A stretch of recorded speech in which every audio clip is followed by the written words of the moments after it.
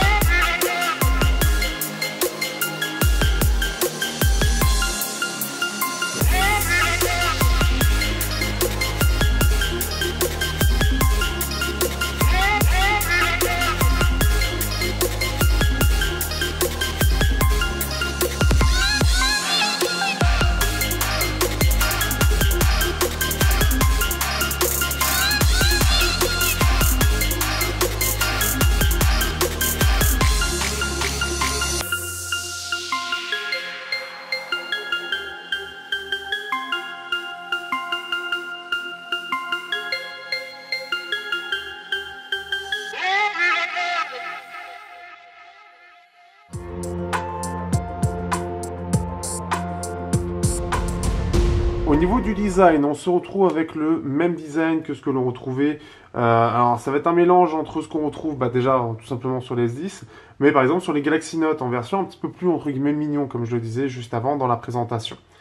Ce qui est sympathique surtout, c'est que donc on garde dans les grandes lignes la même chose que les S10, mais on reprend déjà la taille d'un Galaxy S9 avec les bords en haut et en bas en moins. Et ça déjà, ça fait déjà une bonne différence, ce qui est une bonne chose.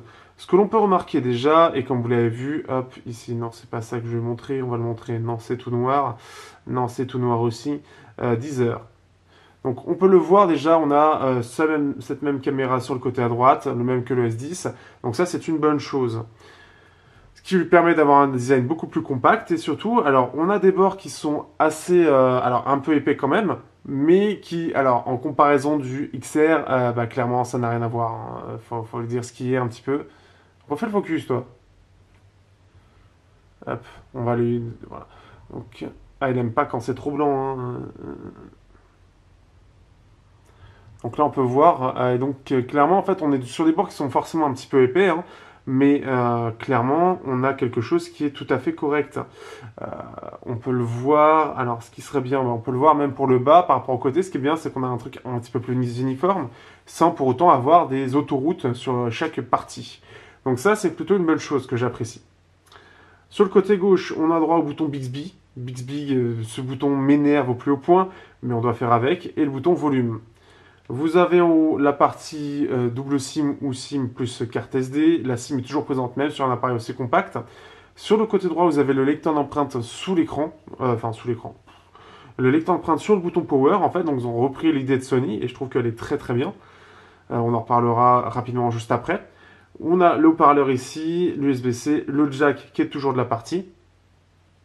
Et au dos, donc le dos en verre avec le double capteur, le flash et le capteur laser. Donc, ce qui fait qu'on a un design qui est quand même un petit peu différent des S10 tout en reprenant la plupart des choses. On va partir tout de suite sur le lecteur d'empreintes, qui peut être la chose la plus amusante auquel on peut parler. Tout d'abord, ce qui est bien, c'est que, alors, comme ici, on a l'impression qu'il est quand même assez haut, mais en fait, bah, quand on le prend normalement soit une main, soit même pour moi l'utilisation d'une main, il arrive tout simplement très bien. Si vous faites aussi comme ça, on l'a aussi très bien dans la main, donc pas de souci. De ce point de vue-là, vraiment, là-dessus, j'ai pas vraiment grand-chose à dire, parce que quand je le déverrouille, j'ai tendance à le déverrouiller comme ça, et le bouton est bien placé. Donc ça, c'est une bonne chose, et que ce soit voilà, de la main gauche ou de la main droite, ça se déverrouille assez facilement. Ça, c'est une première chose. La deuxième chose, c'est le côté tout arrondi, puisqu'on a un design vraiment arrondi, que ce soit devant ou derrière. Donc ça, c'est aussi la chose sympathique. Et qui est assez uniforme. Donc on n'a pas de côté, comme ce n'est pas un incurvé comme les S10, bah, on a la même tranche en métal partout. Donc ça fait un côté un petit peu plus carré, un petit peu plus uniforme que les S10. Donc c'est quelque chose qu'on peut apprécier, en tout cas c'est quelque chose que j'apprécie sur ce design et qui donne ce côté un peu particulier par rapport au S10 Plus. Ce qui est aussi intéressant, c'est au niveau du design, c'est le fait que, alors on reprend la même chose que les Galaxy Note en termes de design pour mettre les appareils photo, mais ce qui est marrant, c'est que donc là on n'a plus que 2 capteurs et donc ensuite le flash. Donc ce qui fait qu'on a un côté un peu plus mignon parce qu'il y a un petit peu moins de trucs et c'est un peu plus petit par rapport au reste du design. Ça a l'air tout bête comme ça, mais je trouve que ça joue vachement sur ce côté. Vraiment, c'est le petit frère un petit peu des S10 et j'apprécie ça. Après, globalement, j'ai pas grand chose à dire de plus. Il tient bien dans la main. Il est compact. Et ça, c'est vraiment le truc qui est ultra agréable pour ceux qui recherchent un smartphone compact. Vous allez clairement apprécier parce qu'il tient vraiment bien dans la main. On a clairement l'utilisation à un seul doigt est clairement pratique. Hein. On peut voir que je dépasse très largement. Il est assez léger, il est assez compact, hein. C'est un peu ce qu'on peut rechercher. Et je pense que le fait de sortir, chez Samsung, de sortir un petit S10e pour le côté plus compact et dans la lignée du S9 en termes de taille d'écran, tout en ayant ce côté plus borderless et les capacités du S10, c'est une super idée en fait. Il était déjà à la sortie et tout le monde était d'accord, mais l'avoir en main permet encore plus d'approuver cette idée de Samsung et ça rend vraiment bien.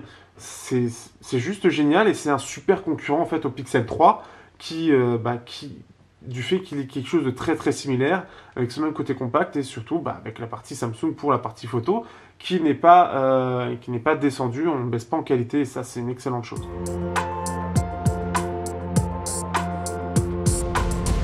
Pour la partie surcouche, on est sur quelque chose qui est bon.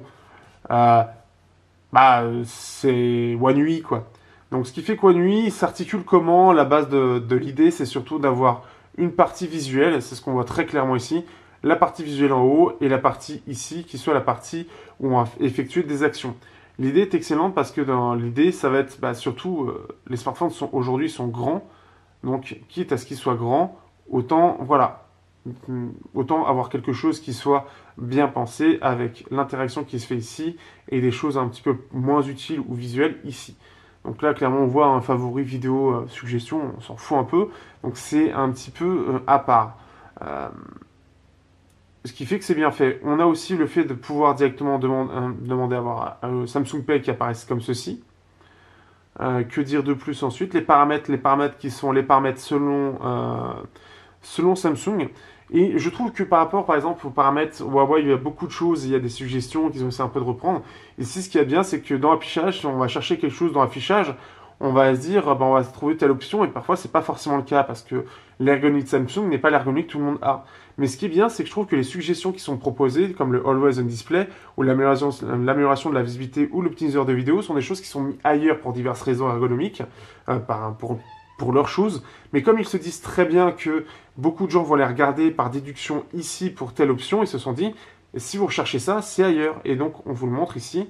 Et voilà, vous arrivez sur là, alors qu'effectivement, c'est à l'écran de verrouillage, le display, mais c'est aussi de l'affichage. Ça a l'air tout bête. Ici, l'optimiseur de vidéo, il a droit donc à sa propre partie, qui va être donc pour le côté HDR. Ça a l'air tout bête, mais c'est ça que j'aime beaucoup dans cette surcouche de Samsung. Elle est bien pensée sur beaucoup de choses, sauf peut-être une seule, mais on en reparlera dans la partie photo. Vous avez le multitâche qui a été repris donc de celui de Google, avec les suggestions d'applications qui peuvent être plus ou moins pertinents. Donc après, ça c'est à vous de voir. Après, je pense qu'en général, on fait un petit peu le tour rapidement. Qu'est-ce que nous avons après comme application? Vous avez bien sûr téléphone, message, l'application SmartThings pour tout ce qui est tout simplement les applications qui utilisent Bixby, un enregistreur vocal, l'email, mes fichiers, donc l'explorateur de fichiers, Samsung Internet qui est très bon d'ailleurs, hein, qui est très sympa à utiliser. Samsung Health, toujours pour si vous voulez faire du sport, comptage de pas, etc. Ou si vous avez des équipements Samsung Galaxy Watch, enfin Galaxy Watch, oui ça doit être ça, enfin avec des Wear OS. Samsung Member, donc le côté communauté, Smart Switch, ça c'est quand vous changez de téléphone. Vous avez les applications Google bien évidemment, quelques applications Microsoft, bon, rien de spécial en soi à dire de plus. Vous avez le Galaxy Store pour quelques applications supplémentaires. En partenariat, il y a Facebook et Spotify. Vous avez la galerie, l'horloge, les contacts, les paramètres, le calendrier, calculatrice, Samsung Notes, Game Launcher qui peut être sympa aussi à montrer puisque ça va permettre de rassembler tous les jeux et en fait ça va les masquer dans l'interface parce qu'ils vont être rassemblés ici. Vous avez quelques suggestions ici, donc ça peut être, voilà, c'est la petite pub en plus, mais ça permet aussi de gérer quelques petites applications, enfin quelques petites choses par rapport à ça.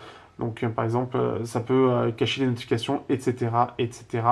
Bon, il n'y a rien de spécial en soi, mais voilà ce qu'il peut y avoir comme utilité. Ça permet d'avoir une application qui rassemble toutes vos applications de jeu sans que ça ressemble juste à un simple dossier. Voilà. Et c'est à peu près tout. Ce qui est bien avec Samsung, c'est on est passé d'une surcouche tellement énorme en termes de choix qu'ils l'ont simplifié. Ils en ont beaucoup mis en fait dans les paramètres. On a même le système de thème. Et ce qui est bien, c'est que ce que j'ai trouvé très très fort avec Samsung, c'est qu'ils ont réussi très intelligemment à mettre énormément d'options sans pour autant se sentir étouffé par ces options. Parce que beaucoup se sentaient étouffés parce qu'il y avait beaucoup trop de choses et qu'on ne savait plus où aller avec les applications diverses et variées. Et ici, ils ont fait une énorme amélioration de ce point de vue-là. Et ce qui fait que c'est très très bien renseigné. On a même la maintenance de l'appareil avec la batterie, donc bon, ça c'est la chose un peu particulière, mais on a toujours quelque chose de complet, on a toujours le screen on, etc. Donc c'est assez cool de ce point de vue-là. Après les mises à jour, bon voilà. On a fait un petit peu le tour de la surcouche. Et ce qui fait que, ben voilà, One UI, c'est fluide, c'est stable, ça tourne bien. J'ai pas grand chose à lui reprocher personnellement. La RAM est plutôt bien gérée, je trouve aussi. J'ai pas eu à me plaindre en tout cas de mon côté. Et c'est super fluide. Donc vraiment pas de souci, il y a vraiment une bonne optimisation. Ce S10U ne sera pas plus petit en termes de performance.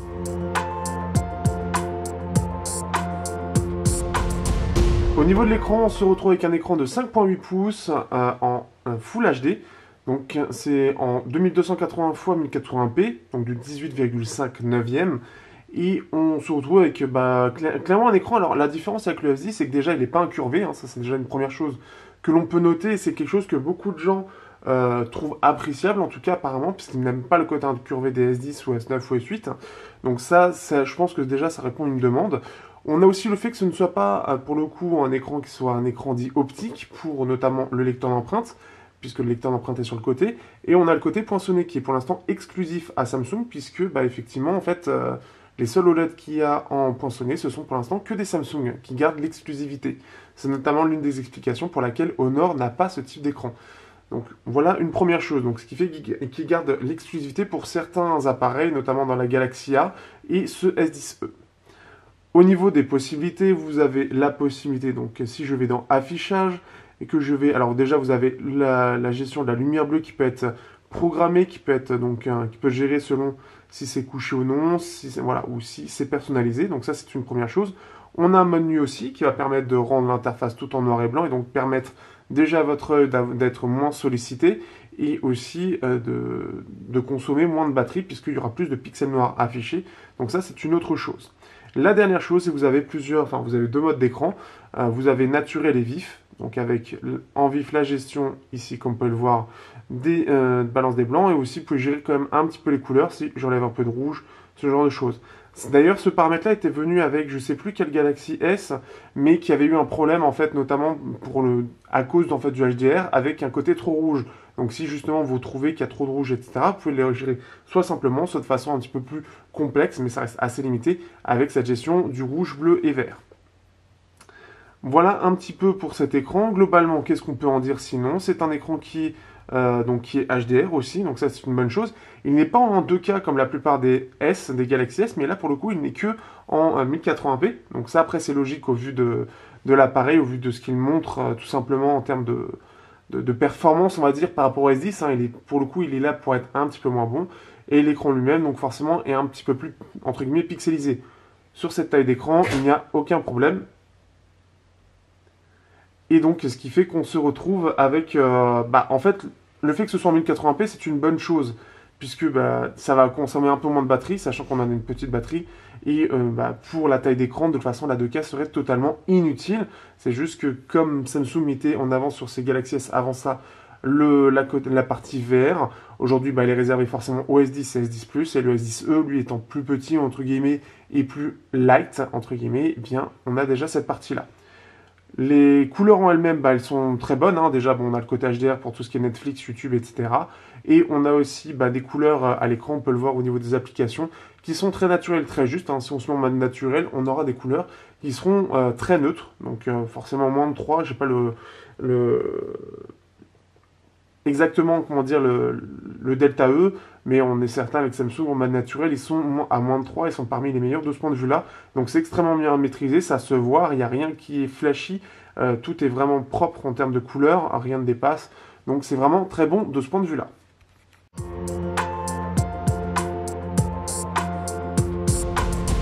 Pour la partie audio, donc on se retrouve avec comme puce audio, en tout cas ce qui est mentionné c'est Madera.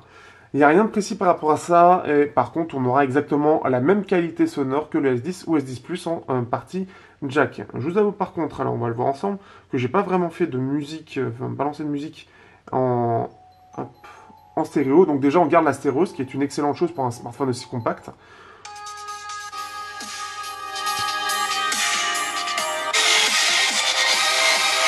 On va prendre quelque chose de plus doux.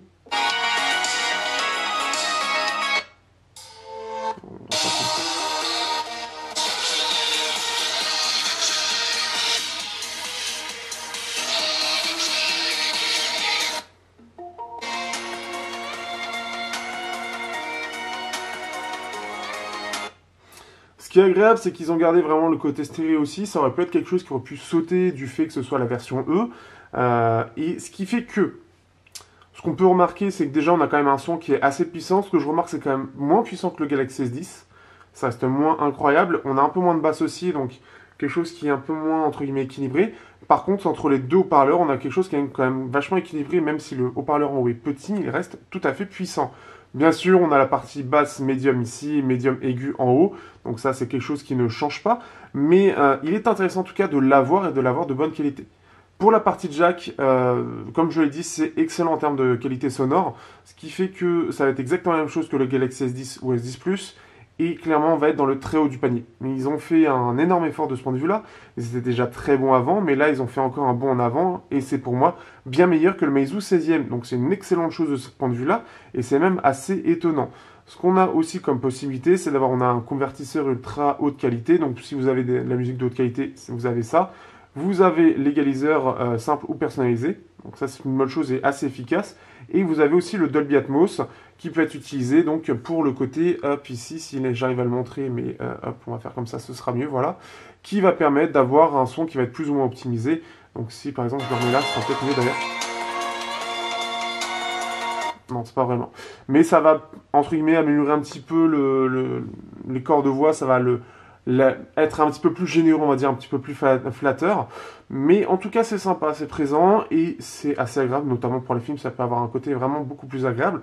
Donc c'est une bonne chose aussi de ce point de vue-là, le son n'a pas du tout été délaissé pour celui-là et garde la même configuration. Ça reste assez étonnant pour moi parce qu'on a plus l'habitude d'avoir des Galaxy S version entre guillemets light qui sont vraiment plus light. Ici, ils n'ont juste réduit quelques petites choses, mais la plupart du mode central, donc déjà on l'a vu juste avant, mais aussi pour la partie son, on a exactement la même chose. Et même pour la partie photo qu'on va aborder aussi, il y a eu aussi très peu Enfin, là, le son, il n'y a quasiment rien eu. C'est forcément les haut-parleurs qui ont pris un petit peu, et ce qui est normal.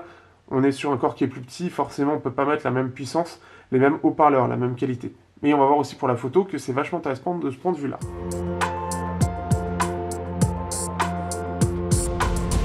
Pour la partie photo, il faut savoir que donc Samsung a gardé aussi les mêmes capteurs, ou presque, que les Galaxy S10 et S10 Plus.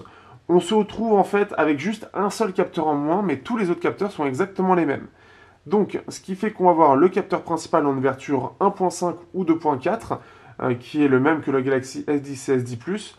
Je n'ai plus la référence exacte. Et vous avez le capteur en grand angle de 16 mégapixels en ouverture 2.2, qui est exactement la même chose. On perd par contre le zoom x2, qui apparemment, comme c'est un petit peu moins la norme, en tout cas c'est pas quelque chose que recherchent les gens actuellement, mais plus du grand angle, eh bien c'est la chose qui sont supprimées. Le capteur principal étant assez bon pour avoir des clichés qui sont assez détaillés et être un peu moins dépendant du zoom, là où le grand angle, forcément le capteur principal peut pas du tout le gérer. Pour le capteur à l'avant, on a le même capteur de 10 mégapixels que le Galaxy S10 aussi, sauf que là, on l'a aussi d'ailleurs en poinçon, sauf que là, on a en poinçon comme le S10, c'est exactement la même chose. Donc ça, c'est le côté positif. Donc vous allez voir quelques petites choses qui vont passer, mais avant ça, on va d'abord montrer l'interface.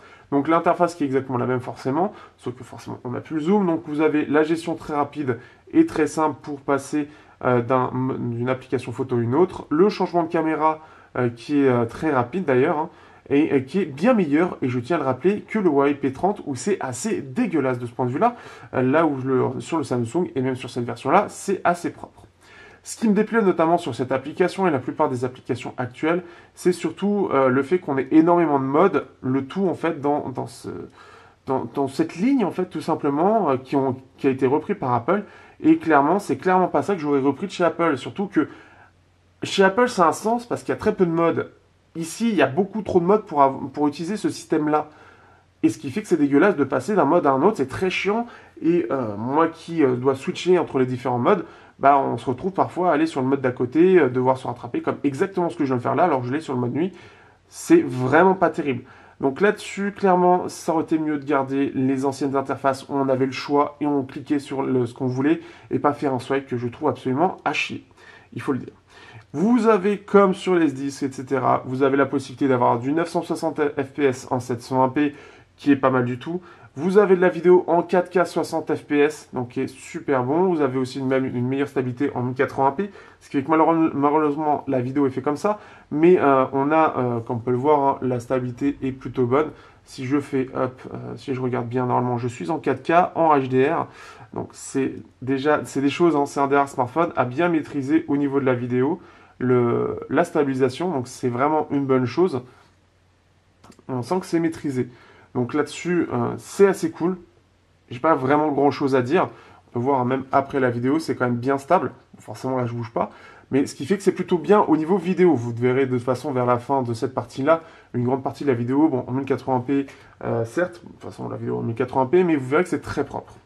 Les photos elles-mêmes, c'est exactement le même capteur que le Galaxy S, comme je l'ai dit. Donc forcément, la qualité des photos est excellente. J'ai vraiment rien à dire dessus. Ce qui est très agréable, c'est d'avoir un excellent photophone pour vraiment pas cher. Et ça, c'est la chose qui... en fait, c'est pas que ça m'étonne de Samsung, mais c'est vrai que quand on voit le S10 et le S10e, on s'attend pas forcément à avoir les mêmes capteurs ou la même qualité. Très clairement, on a la même qualité, on a la même gestion de nuit, on a les mêmes détails, c'est très très propre. Là-dessus, j'ai toujours apprécié les Samsung en termes de photos, que ce soit de jour ou de nuit, mais clairement, j'ai pas grand-chose à dire sur ce S10e, qui permet vraiment d'avoir un smartphone plus accessible que les S10 et S10 Plus et plus compact aussi, tout en gardant la partie smartphone, enfin la partie photophone très en avant. Et c'est ça qui est super agréable. C'est très propre. Le grand angle, c'est un petit peu la mode du moment, donc clairement, ça va faire plaisir. On a les mêmes modes que le S10, on a à peu près la même qualité, c'est plus le mode portrait qui va être un petit peu moins bon, je trouve, forcément. Mais globalement, c'est très bien détaillé, les couleurs sont très bonnes. Comme sur les S10, je vous suggère de désactiver le mode IA pour avoir des couleurs plus naturelles. Comme sur les S10, j'aime beaucoup cet effet bicolore, en fait, où le fond va être noir et blanc et la façade va être, le premier plan va être en couleur, qui est, je trouve, bien géré et personnellement, j'apprécie, en tout cas sur des fleurs. Et ce que j'apprécie, c'est surtout que les couleurs sont assez proches entre les deux capteurs, il n'y a pas de grosse différence colorimétrique. Ce qui est une excellente chose parce que comme je l'ai vu et je l'avais remarqué notamment avec le P30 ou plus récemment, et ça bon après c'est un peu plus normal entre guillemets, que le Wacom 3 Pro, mais la grosse différence qu'il va y avoir, c'est forcément l'ouverture et le côté HDR de l'appareil principal. Forcément, en ouverture 1.5 et un capteur qui est quand même plus évolué, il va permettre une meilleure gestion de la dynamique. Donc forcément, ça va être un peu plus éclairé, un côté plus HDR plus poussé en tout cas. Mais globalement, on y retrouve les mêmes couleurs. Et ça, c'est une excellente chose.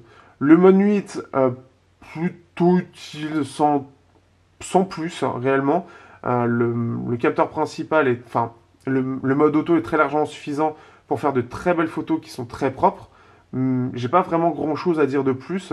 Ça va permettre d'avoir des photos un peu plus éclairées. Ça perd pas trop en détail parce qu'en général, les modes on perd en détail. Donc là-dessus, c'est plutôt propre. J'ai vraiment réussi à faire des bonnes photos. Donc n'hésitez pas à regarder aussi l'album. J'ai fait pas mal de photos dans le manoir qui a été rénové à Disneyland. Alors forcément, comme ça bougeait et que ça fait des poses un peu lentes, il y a beaucoup de photos qui sont malheureusement pas terribles. Mais certaines sont vraiment bonnes, certaines sont prises en mode nuit, quand on était un peu bloqué entre guillemets dans le manège, hein, une petite habitude hein, du manège. Et ce qui fait que quand on est en mode nuit et que ça bouge pas, clairement c'est propre. Sauf que le problème c'est que la plupart de ce que j'ai essayé de prendre en photo bougeait et ça se voit. Donc forcément on a quelque chose qui bouge. Mais ça reste vraiment propre, c'est bien maîtrisé, c'est agréable, tout simplement. Si vous voulez un photophone en tout cas qui soit compact, clairement le S10 est super cool de ce point de vue-là. C'est sympa de prendre des photos avec. Je préfère personnellement le x2. Ceux qui préfèrent le grand angle vont être ravis. Côté autonomie, on se retrouve avec une batterie de 3000 mAh. Alors, ça fait un peu pour le coup par rapport à la concurrence, mais il faut se rappeler que là, on est sur un smartphone de 5,8 pouces, ce qui est actuellement assez rare sur le marché d'avoir un smartphone aussi compact. C'est d'ailleurs une bonne chose, je trouve, encore une fois, que Samsung a sorti un smartphone de cette taille, parce que ça manque clairement sur le marché haut de gamme sur Android. Et là, l'autonomie est plutôt correcte. Je m'attendais à pire. C'est moins pire que le Pixel 3, puisqu'on se retrouve avec une charge de malheureusement que 15 watts, donc, ce qui fait que c'est une charge rapide, mais beaucoup moins rapide que la concurrence. Après ça va, on a une petite batterie, mais c'est surtout que l'autonomie est plus aux alentours des 5h30. 5h30, donc c'est plutôt pas mal. Alors ce qu'il faut savoir, on va en parler dans les benchmarks, hein, c'est que c'est assez proche apparemment du S10, mais la différence est que surtout en fait la gestion des performances est moins visible, en tout cas, elle est moins bonne entre guillemets que celle des S10 dans le sens où elle est déjà bridée de base pour justement consommer moins, ce qui est logique aussi avec une plus petite batterie. Forcément, il faut que ça consomme moins, donc ils ont fait quelques coupes sur les fréquences. Donc 5h30 en 4G dans la journée avec quelques photos, etc. Je trouve ça quand même propre. Ça reste quand même pas mal. C'est pas incroyable, mais c'est largement suffisant pour la plupart des gens, hein, clairement. Et puis, oui, c'est largement... Oui, il n'y a rien d'autre à dire de plus. Mais oui, non, c'est tout à fait correct en fait. Je m'attendais vraiment pas forcément à plus. Ici, on peut le voir le screen. Donc, il me restait très peu de pourcents. Normalement, non, j'ai plus. 5h24 et voilà, j'étais quasiment, il me restait encore 5 ou 6%. Oui, ça devait être ça. Donc c'est dans son voilà, 5h30 en 4G avec une bonne grosse journée, avec 1 heure de YouTube par exemple et 1h35 de Twitter, ce qui donne un petit peu un avis général par rapport à l'utilisation. Donc c'est vraiment propre, hein. Il n'y a vraiment rien à dire de ce point de vue-là.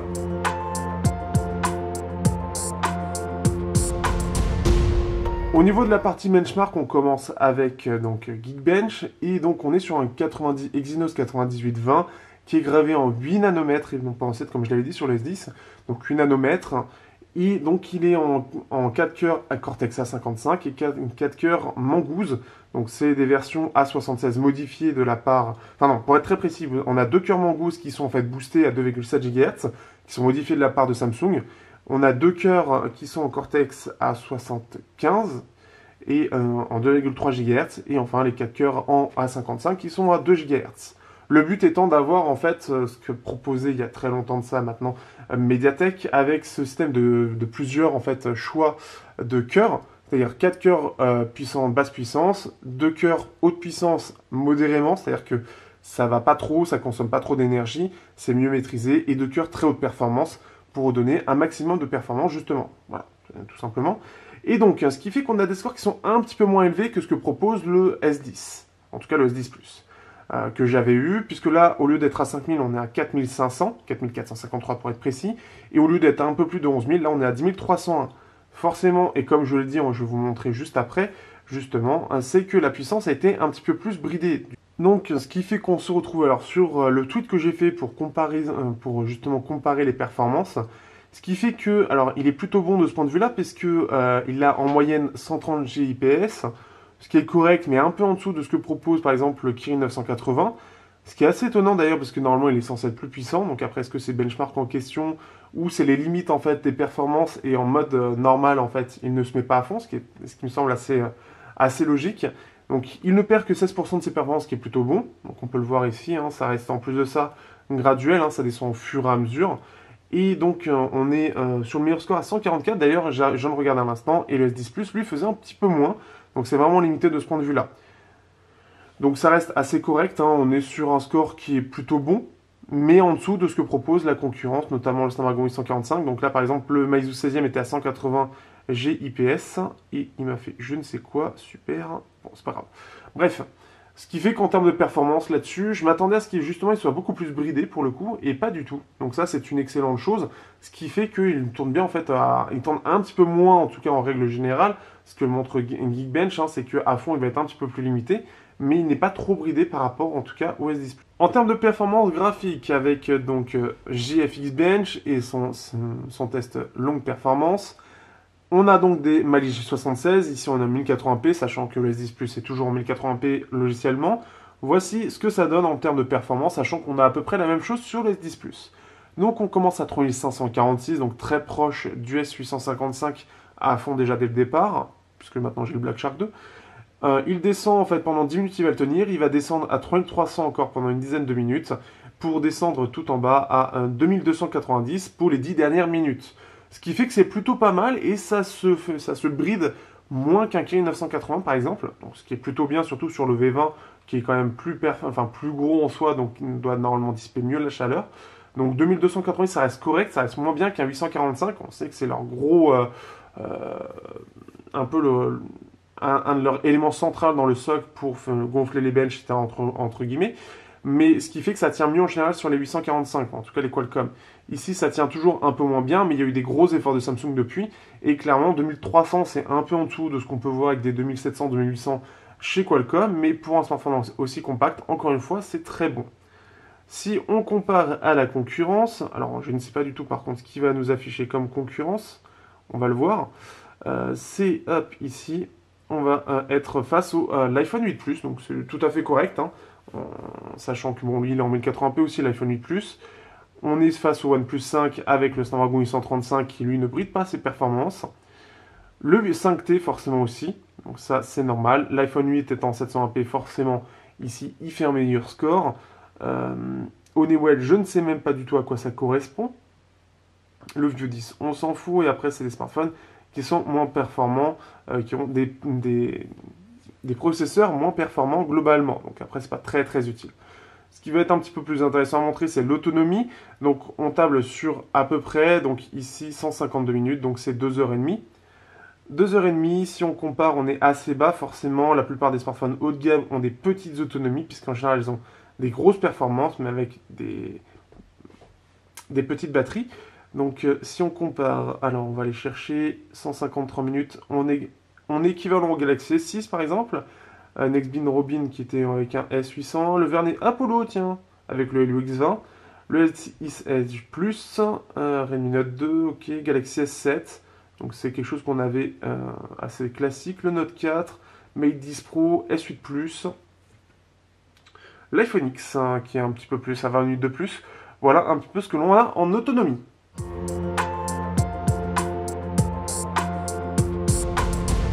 Pour la partie jeu, on va se faire une partie assez tranquille pour une fois, et on va partir sur donc Clash Royale. Voilà, bon, rien de spécial hein, en termes de performance, mais en fait le truc qu'on peut dire hein, et qui avait déjà dit sur le S10, c'est clairement il est très performant, il va être dans le haut du panier, il fera tourner PUBG sans problème. Donc après c'est clairement quelque chose, il n'y a pas de débat. Forcément il chauffera un peu, hein, ça c'est logique puisque ça reste un processeur très performant sur en plus de ça un châssis assez compact, mais il sera très correct clairement là-dessus. Hein, ça va pas non plus être brûlant à mort comme certains parce qu'ils sont dédiés au gaming. mais c'est tout à fait correct. Donc là-dessus, il n'y a pas vraiment grand-chose à dire de plus, c'est juste histoire de remplir la partie jeu, hein. Mais bah, il va être très performant, ça va être un haut de gamme.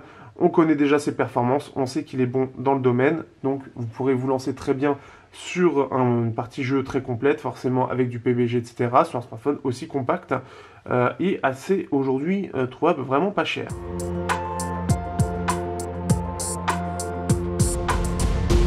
Alors que penser de ce Galaxy S10e? Cette petite version plus compacte, un petit peu plus légère sur diverses spécifications. Alors, clairement, on perd des choses qui sont, pour moi, qui étaient intéressantes, notamment le lecteur d'empreintes sous l'écran, mais remplacé habilement par le lecteur d'empreintes sur le côté, quelque chose qui est d'ailleurs assez rarement repris, et qui, pour le coup, est repris assez intelligemment pour limiter, je pense, les coûts de production, justement, de cet appareil, avoir un côté moins cher de ce S10e par rapport au S10. Ce qui fait que même si on perd ce côté sous l'écran, il est très bien placé, il est très pratique pour que ce ne soit pas trop grave. Bixby, comme d'habitude, on s'en passerait bien. Le bouton est pour moi toujours une mauvaise idée. Le fait qu'en plus de ça, Google s'y mette, ça m'énerve encore plus.